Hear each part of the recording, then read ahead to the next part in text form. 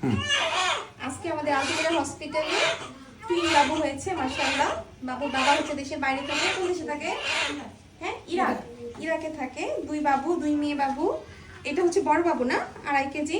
আর এটা ছোট বাবু, 2 কেজি 300 গ্রাম। এই বাবুটা আগে হয়েছে, বাবুটা পরে হয়েছে। এক ফুলে 2 বাবু ছিল, প্লাসেন্টা একটাই ছিল। মাশাআল্লাহ 2টা বাবু সুস্থ আছে, খুবই ভালো আছে, বাচ্চার মাও ভালো আছে।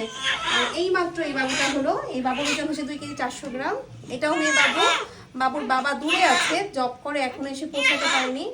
মাশাআল্লাহ সুন্দর মতো করে পেরেছে। ওনার মা অনেক ছোট ছিল, উনি ভেবেছিল যে পারবে না। একদম শেষ সময় যখন বাচ্চা কাছাকাছি চলে আসছে তখন বলেছে ম্যাডাম সিজার করে দেন। পরে বলছে ঠিক আছে আগে বাচ্চাটা হয়ে যাক, তারপর দেখা যাক।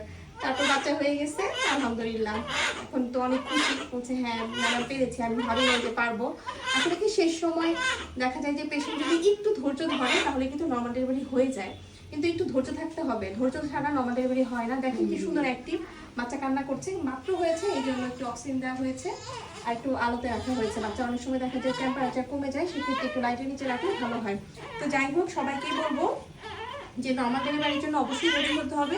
ধৈর্য ছাড়া কখনোই নর্মাল ডেলিভারি হবে না, এবং বাড়ির লোকদেরও ধৈর্য থাকতে হবে। ঠিক আছে, সব বাবুদের জন্য দোয়া করবেন, বাবুরা যাতে মানুষের মতো মানুষ হয় এবং ভালো থাকে। আল্লাহ হাফেজ, আসসালামু আলাইকুম।